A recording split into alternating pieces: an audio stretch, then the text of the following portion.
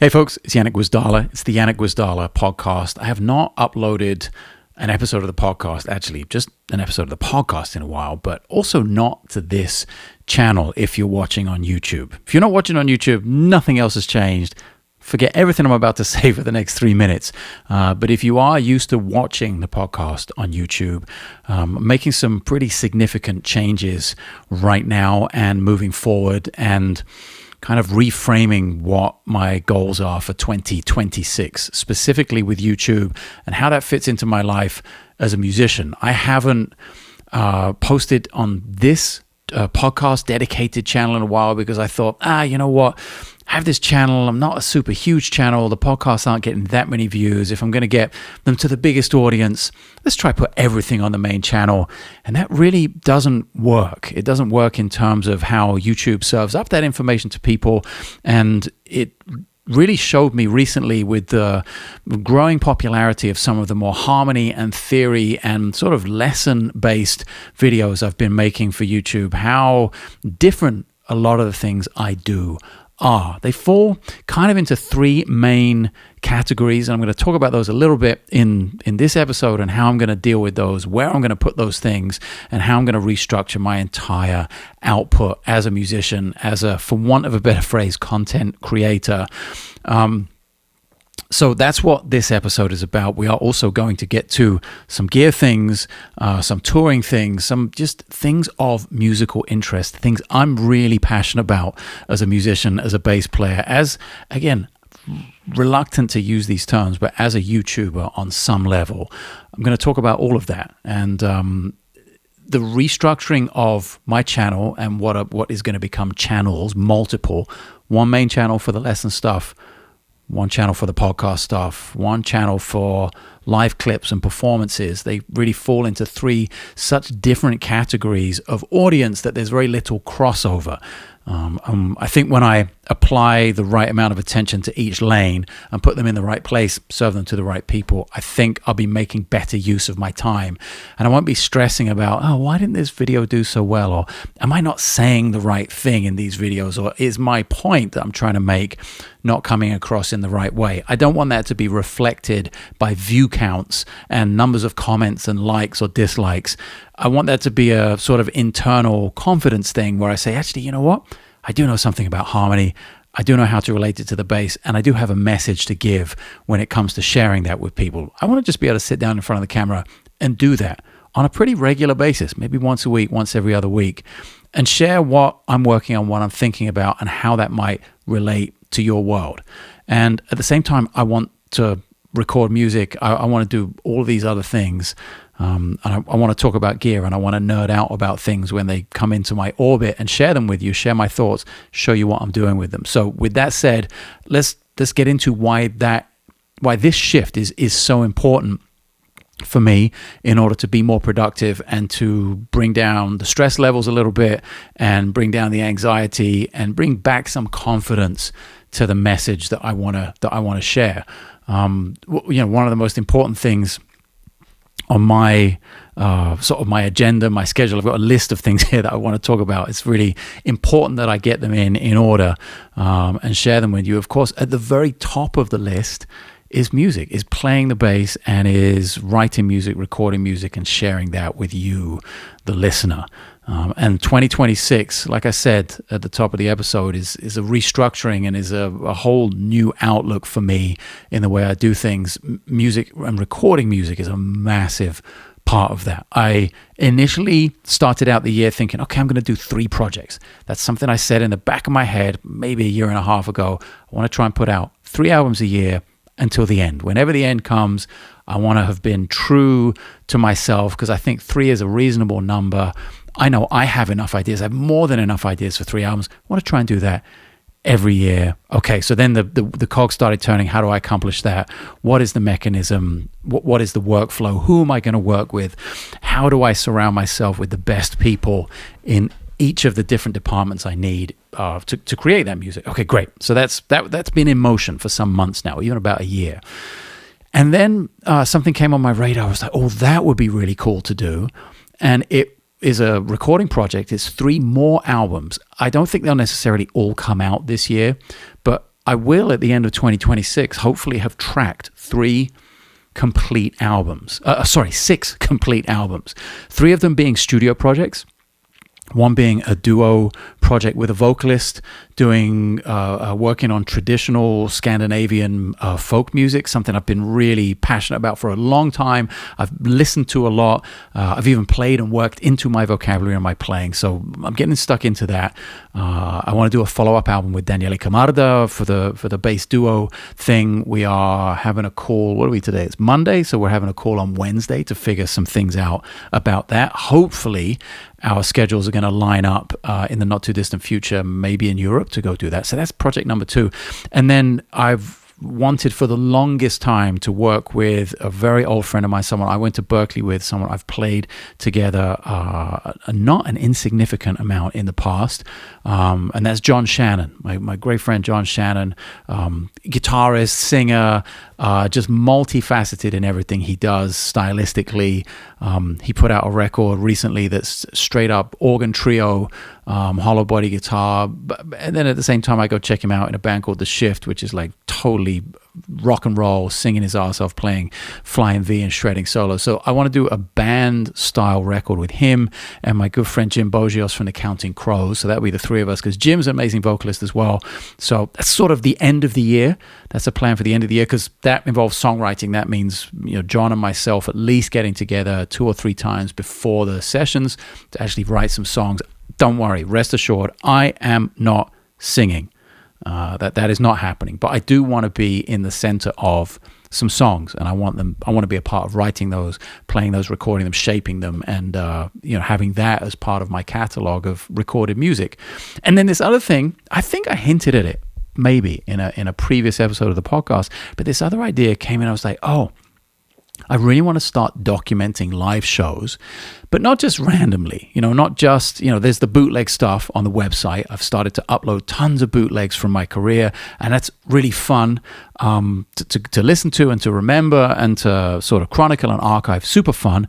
And it's definitely a valid element of my output as an artist, and that sort of sits on the website. They're not high quality at all. They're not mixed. They're from 20, some of them plus years ago, 25 years ago. So the quality, as you can imagine, mobile recording devices back then weren't fantastic, and I definitely didn't have a good one. So they are what they are. But then I was like, man, there are so many places that you can do it really well. One of those being Sam First in Los Angeles, out by LAX. I've played there a bunch of times, and I happen to know Dave Robert, who's also a bass player, who kind of runs the joint. And I know they have made some really nice sounding records. There's one with Babco and Juliana, I think, or Babco and Lefebvre and Zach, maybe. Some combinations of those great musicians that I love. And I've checked out the recordings. They sound great. They have this fantastic built-in studio. So I reached out to Dave and said, hey, do you think we could do something? I want to do 3 trios over 3 nights. My initial plan was to do it 3 nights in a row, but then not only was the club not available 3 nights in a row because they're becoming a far more legitimate touring venue for people coming in on the road, so they couldn't give me 3 nights in a row. And then I was like, hang on a second, I want to do 3 trios. That means 6 different musicians. I need a drummer and some other instrument for these trios. There's no way these schedules are going to line up for the same 3 nights. So reality slapped me about a little bit. I was like, okay, let's be realistic about this. And then even David said, hey, well, let's do it like 3 months apart. So we'll start, I think we're going to start in April, mid-April, and do the first trio. Then the next one 3 months later, and then the next one 3 months after that. So in the space of 6 months, I'll have been able to record in a very, as controlled an environment as it can get for a live show with a built-in recording studio to an incredibly high standard. I've been able to record these 3 shows, which I'm writing original music for. The first one, I've just spoken to Nir Felder, a really old friend of mine, musical collaborator. He's played on records of mine before. We've played extensively together over time. And so he's going to be the guitar player, I think, on this first one. And I talked to Peter Erskine the other day. Maybe it will be Pete playing drums. again, scheduling it's all about the schedule thing. It's probably the toughest thing about this project is to just get everyone on the same page. So it could possibly be Gary Novak. There are, obviously no shortage of incredible drummers around, but the initial idea is Nir Felder, Peter Erskine in a trio. Then I spoke to my good friend Walter Smith, who I went to school with, obviously long time ago, almost 30 years ago, and who I've wanted to record with for the longest time, but we've just been in sort of opposite ends of the musical spectrum, and each of us super busy. So that will come together, I think, for the second one, hopefully, because his schedule was bananas. He said, yeah, you know what? The next window I have is like late February 2027. I was like, damn, it'd be nice to be that busy, right? But also he's the head of the woodwind department of Berklee College of Music. Guy's a busy guy, but maybe there might be a night that opens up in July, so that will be the middle trio. I haven't decided on the drummer for that one yet. I've been throwing Lewis Cole around in my head as because he's one of my favorite guys, and Lewis and Walter kind of come from totally different worlds, but perhaps I could glue it together with the writing. I don't know. I'm really trying to think of interesting combinations of musicians. That is one of the most fun things about pursuing being an artist to me, and that's what really excites me. That's what gets me out of bed in the morning, gets me here to the desk to be writing, to be making music and thinking about the future, thinking about combinations of musicians. And then I just spoke to Clarence Penn the other day. I was doing a clinic at USC where he teaches, and we talked about this right after, about that being the final trio of the three with Clarence and Larry Goldings. You may or may not have seen the SBL video we did together covering a Michael Jackson song. I'll link that in the description of the video so you can go check it out. I had an awesome time playing with those guys. I always do. We've played together a little bit in the past. And the first time we played together as a rhythm section with Bob Reynolds, me and Larry and Clarence, immediately from the first notes, I was like, oh yeah, this is something I want to do in the future. And something like doing a live record at Sam First could help facilitate that and not be the most expensive overhead in terms of, renting studios and all the other stuff that goes into making a studio record that makes it a little bit cost prohibitive on that side of things. So that's it. Those are my 6 projects for 2026. You can come back and at the end of the year and see how many we were able to do, how many have been released. There are also things in the background, 10th anniversary editions of albums that came out before, which I'm thinking about doing, vinyl pressings, always other things going on. Maybe one of these 6 albums that I told you about falls through and I want to replace it with something else, move something up in the schedule. That's kind of what's going on with the live music thing and the studio thing. And with the Clips channel, not only am I posting this episode of the podcast to the podcast channel, I'm sort of reactivating the Clips channel that I had a while back to add live music to, and that kind of dovetails into the sideman stuff that's happening this year. And also interesting talking to the students at USC this weekend when I was giving a clinic there, because we talked a little bit about touring. I was asking them, hey, what are your goals when you get out of here? And several people are like, oh, I want to be a touring drummer, bass player, keyboard player, whatever it was. So it was interesting to see the path forward from the view of 20, maybe they were like 18 to 22 years old. From that age group, that was a long time ago for me. That was over 25 years ago for me. So to see their perspective and what they see as their future, and then try and see what information I have left that is still relevant for touring to offer them and to help guide them and help them make better decisions. That was really interesting to see. It meant I learned a lot, even if it was only that maybe a lot of the information I have is now very personal to me and my generation and the kinds of gigs I do, and isn't that applicable to a younger generation. There was a little bit of that for sure. And when I look at my schedule for this year, here's a shameless plug for a bunch of tour dates, I guess, because there are some, and it would be fantastic to see some of you out there. I play with Bob Reynolds in Los Angeles, pretty much every month at the Baked Potato, but we do have some other gigs coming up in LA that we don't normally play. March 6th will be at the Santa Monica College Art Center for the SMC jazz series. I'm going to be playing a couple of nights with Greg Howe at the Baked Potato. Fusion shredder legend Greg Howe used to play with Michael Jackson, has had his long solo career. I'll be there with Louis Palmer and Ruslan Sirota. That's March 13th and 14th. Then I'm off to Japan. If you are listening in Japan, I'll be at the Tokyo Blue Note March 19th and the Cotton Club in Tokyo on March 20th.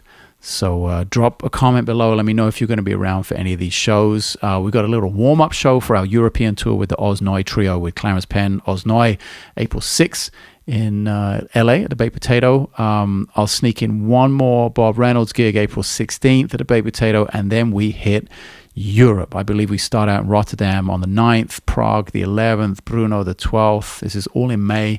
Vienna the 13th, Vilnius the 15th, Riga the 16th, Pori, Finland the 19th, 2 nights in Paris, May 22nd, 23rd, Oslo, May 24th, and we finish up in Gothenburg in Sweden, May 25th. Get back, have a few days a breather, and then we do this this series that Bill Cunliffe curates down in Fullerton with Bob Reynolds.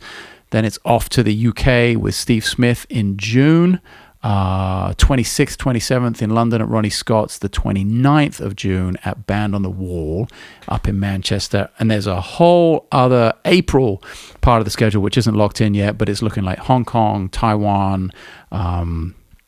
I am going to get that. I don't know how many listeners do I have out in China and Hong Kong and Taiwan. Let me know in the comments. But the vibe is Hong Kong, Taipei, Hangzhou, Shanghai, and Beijing. So that's between the 23rd of April and the 1st of May. I think we end up in the Beijing Jazz Festival. So for me, that's kind of a crazy amount of uptick in touring volume. One of the main things I've been doing since my daughter was born, she's now getting towards being 4.5 years old, and one of the main things I've been doing is saying no to a lot of things. And that was not a piece of advice I could offer any of the students at USC. Even though I think it is important to say no sometimes, there is that, hey, I'm young and I don't have any experience and I need it and I have to say yes to everything. I do agree with that to some extent, but I think there's some value in saying no to a few things as well. If you can feel things out and have an awareness for what they are, what they might lead to, and how they might make you feel, and if you do have the means and enough other gigs to say no to a few things, that could be pretty huge early on. And it could help define what it is you do. Not just to other people, the outward thing, but it could help define what you want to do and who you are to yourself, which I think the sooner you figure that out, the better. And something that has not been easy mentally, I would say, is to say no to things that you really want to do, things that, I got calls for things in the last 4.5 years that I had never gotten called for before. There were some things that were easier to turn down because I had done them before. That is not to say that I didn't want to do them again, because some of them are super fun, or they pay really well, or they go to interesting places. There are all these different dynamics to how to accept or turn down a gig. I had to say no to about 85% of the things I was called for in the past 4.5 years. And that has not changed that drastically in 2026, but it is a little bit more intense, I would say. I've ramped it up probably about 10%, which when you have a kid and a family and all these other things going on, all these other commitments, 10% is a big number to move the needle in terms of choosing to be gone. Choosing to be on the road, choosing to be far from family, especially when you listen to the tour dates I just listed that are in faraway places in Japan and all over Asia. In fact, in Europe, they are, it's not easy to be on the end of a FaceTime call or a WhatsApp call or something all the time with family who's home that miss you and need you. So big thing to balance. And also my wife has her own career and is incredibly busy, and a huge number of considerations, domestically speaking, go into both mine and my wife's career and how we balance that with our kid. And 2026, the older, obviously, any parents out there, I guess, will know this already. The older a kid gets, the more capable they become. I hate to use the word burden, of course, that sounds really bad, but the less work they become in certain areas on a daily basis. So it's not like they're completely I need a diaper changing, need feeding, like all that kind of stuff all the time, like it is at the beginning. So certain things do get easier when one of us is gone. But that's not discounting how much work it is in general. So that's kind of where I'm at sideman and touring this year. And that only takes us through June. There are other plans for the rest of the year and interesting projects, but as none of them are confirmed, I won't even try and tease them just yet. That's not fair to anyone. Now, how on earth do I get into taking all the right gear for all this stuff? That is our next challenge. That's the next challenge with all of this stuff, actually, with moving the YouTube restructuring around, which I'll talk a little bit. I'll recap at the very end because I do have a few thoughts about that I think are important to note. But the gear for all of this is now more of a challenge than it's ever been. I'm going to rehydrate here. And now let's dive in, because so many of these tours, I'm starting to take things that are slightly different and require different performance from me, and with it a different amount of gear and perhaps a different perspective on what it is I need with me and what it is I can reasonably travel with. I've been very fortunate, and I should give a huge amount of props and thanks to a band leader like Steve Smith, who I've been playing with for many years now in his band in Vital Information. Not only do we obviously see eye to eye musically, and this is one of the best hookups of a rhythm section I've ever had in my career, so that's amazing, first of all. But with the gear thing and with the way we travel, and we're both aligned with the airline we choose, and how we are both quite particular about how we play, what we play, and Steve is not shy about taking a bunch of gear with him.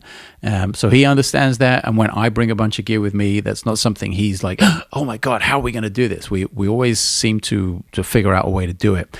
But that is not true for every single gig. And for instance, when I go out with Osnoy, with Clarence, it's going to be a little more sort of traditional role of the bass player from me. And that is going to require less gear. It's not going to be big looping ambient kind of soundscape features every other song, every night. So I am considering, let me share this with you, going super lo-fi and taking out, what is this thing called actually? It's by Mono. I don't know what the name of it is, but it's one of their smallest platforms. It has enough height to put the power supply underneath, as you can see from the dual lock. I've been doing that before. I actually use it sitting right here conveniently. I didn't even plan that. I normally use a Chox 4 power supply and have that tucked up underneath the board like that, because it is still flush with the edge and sits on the floor. I even get a few more millimeters with these little rubber feet on the corners, so it's well elevated, so nothing's dragging on the floor. So I may well only use my beloved and somewhat controversial, I guess, mantle. So I think the mantle might go on the board, and then just an HX Stomp sitting right there. That could be the only thing I take. Now, let's see if I actually commit to that.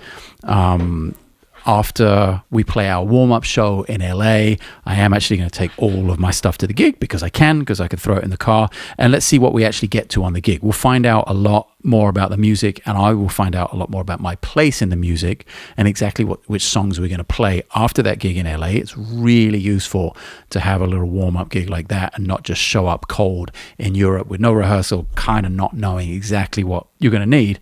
So maybe I'll find a way in my head to justify taking something slightly bigger, but it still needs to be something that I can either carry on, which I could do with this. I could put this in a like the Mono tick bag and carry it on, or throw in the checked luggage, but not in its own dedicated Pelican case, not in its own flight case, the checked luggage with all my clothes. So that is what I'm looking at. And maybe I go back to the 15, what is it, the 1520, the 1590, whatever it is, the carry-on Pelican case, which if I have the baggage allowance on some flights, I can check it And if I don't, and we're flying a rinky-dink airline, I can carry it on, and I still get to take my sound with me. So yeah, there are certain directives about gear sometimes when there isn't a massive budget to roll around the world with a huge Pelican case or a flight case. I am getting something new from Gator, because Vertex Effects, Mason Marangella, my buddy, the rig doctor, teamed up with Gator to do some custom cases, custom gig bags and custom cases for his Vertex pedal board. So I'm actually getting one of those for the Japan tour next month, and I'm going to put the mantle on it. I'm going to, because I will miss now, I will miss the effects send and return in my Caveman Audio BP1 compact. The mantle doesn't have an effects send and return, so I'm going to make one of those with this little parallel looper pedal from, what do they call, One Control? Is that the name of it? Yeah, One Control, the Mosquito, I think this is called. I'm going to create a little parallel loop for like my octaves, my mono pedals that I currently have in there right now. And hopefully I will get enough time to check out this little guy, something I haven't shown on the channel before. It's the new Morningstar MC4, the MIDI switcher that has USB home port, so I can control the UAFX golden reverberator.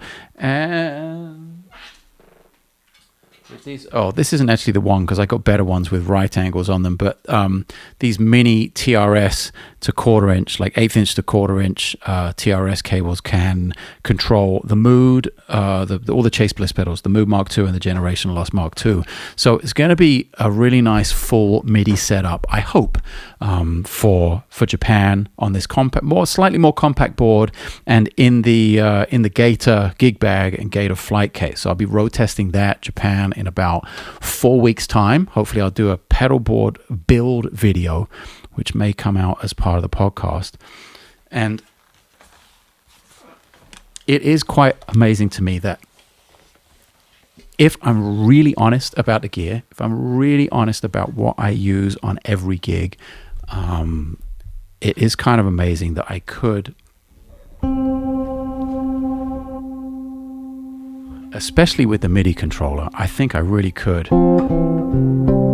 go out and do a lot of damage with a very small setup. I should also tune the instrument as well. And where are we here?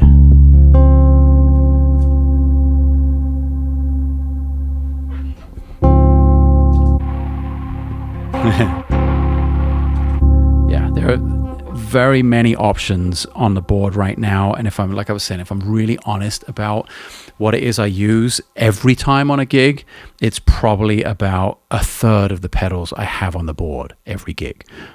I could realistically lose the Autobit Junior. I could maybe keep the Gig Rig Weather Box and really split the entire board, and that would be my effects loop, I guess. So I wouldn't have to build it with the One Control pedal. So I've really got to think about that. And do I really need the Autobit Junior and an expression pedal, all these other things, when I'm going to be essentially a sideman? Now, in Vital Information with Steve Smith, I fulfill slightly more, and I don't want to get above my station here because it is not my band, but I do feel like I feel slightly more of a, like, not band leader, but at least co-leader role. It's very democratic in that band, and we, both Manuel and I, get to give input and write tunes for the band and all that kind of stuff. So that is one difference where I feel like I have a little bit more room and freedom of expression when it comes to effects and when it comes to pedals and how I get to use them live. So I like to have a slightly bigger palette when I'm on a gig like that. Now with Oz, that is a totally different thing. I've never done his gig as a sideman, although we've played together a bunch in the past. So that'll be a totally different dynamic. And then fast forward to, you know, what is it going to be when I go out and do my thing, or when I go to the studio with Daniele Camarda, for instance? Am I just taking a box of pedals and putting things together in the moment? What are we doing? What music are we recording? Are we even doing big ambient soundscapes, or are we focusing more on composition? So I've got a lot of questions to ask myself, and over the coming months have a lot of serious rebuilds to do. And I've also got to decide if I want to start upgrading in terms of having multiple boards built at the same time, which is going to mean buying duplicate pedals, duplicate power supplies, etc., rather than tearing the small one apart to cannibalize it because I need this pedal over there for the bigger board for another tour. You know the situation, I'm sure. It is a massive luxury to have multiples of each of some pedals. I definitely couldn't do it for all of them. It would bankrupt me, but I'm definitely looking at all the options I have. Maybe the Mantle is on one board, the Caveman is on the other. I do have some amazing choices that aren't complete duplicates, but that is kind of what's going on in the back of my head here in terms of gear and in terms of how I'm thinking about it over the next 3 months or so. And yeah, let's talk very quickly about just button up this restructure of the YouTube channel and what I'm doing exactly and why I'm doing it. I will link these videos in the description below and in the show notes just to show you what's going on and what has happened over the past few weeks. I put out a video talking about triads. In fact, why did I put the bass down? Because I can share some of that with you here in case you haven't heard it. I put out a video talking about triads.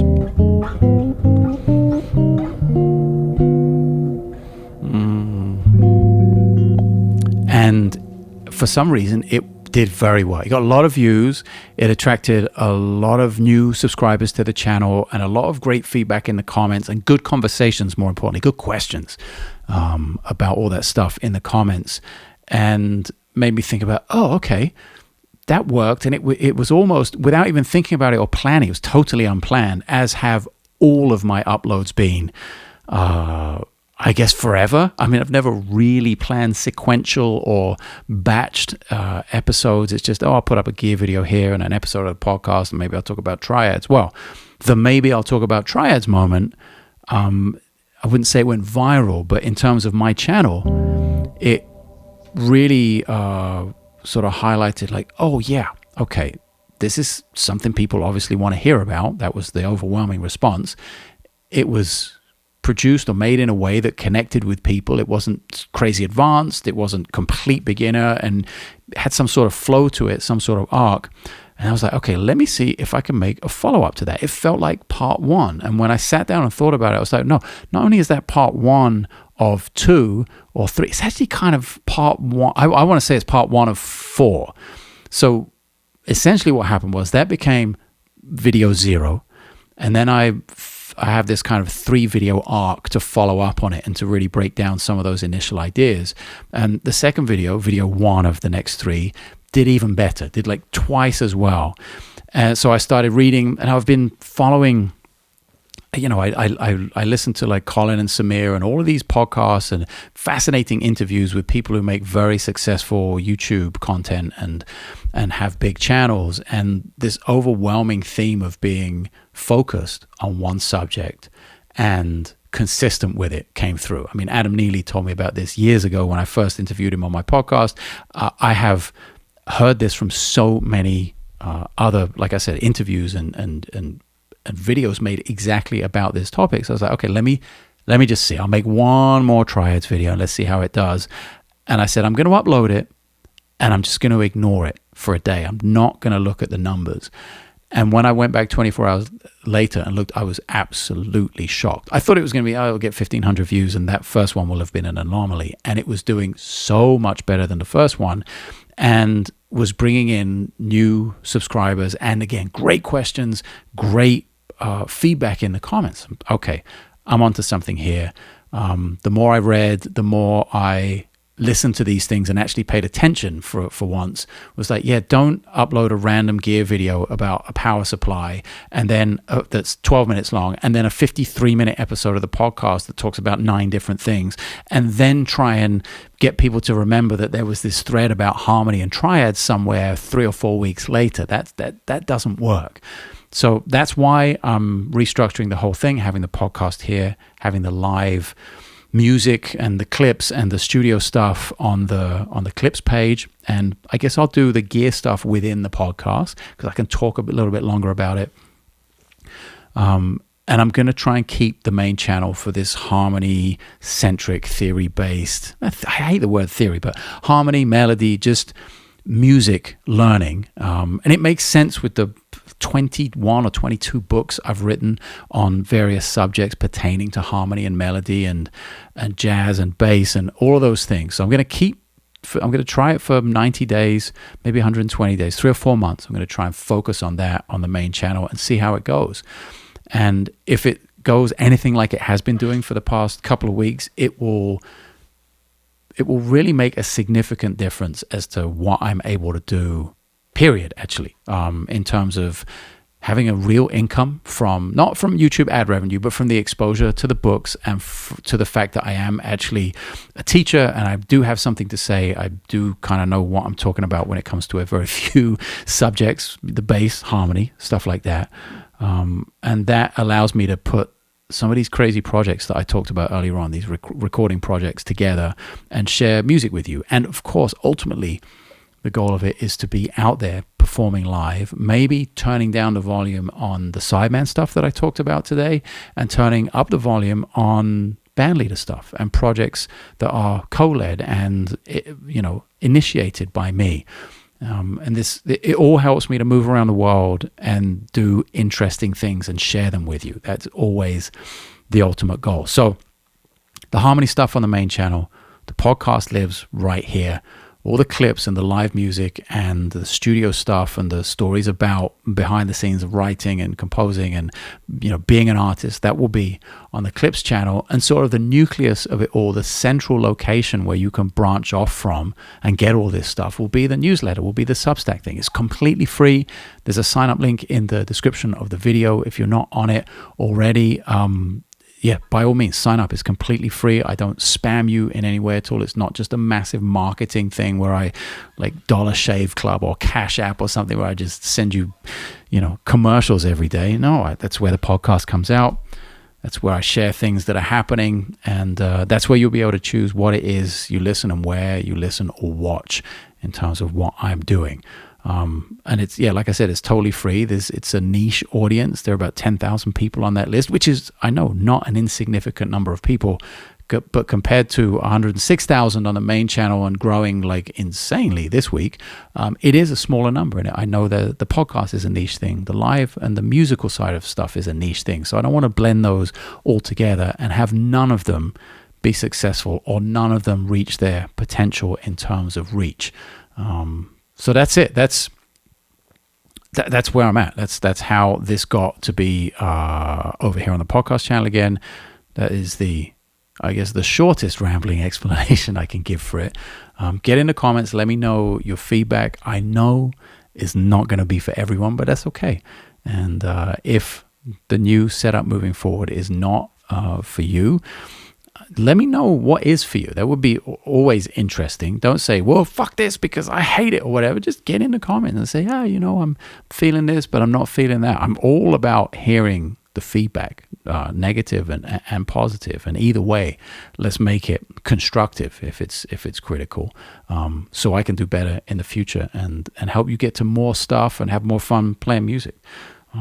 That's it. I really appreciate you being over here, if you made it to the YouTube channel, the podcast channel, and spending some of your insanely precious time hanging out with me. And if you just listen audio, Apple Podcasts and Spotify, nothing has changed. It's still going out when it goes out to those platforms. And I'll see you on a much more regular basis in these new locations. That's it. See you cats next time.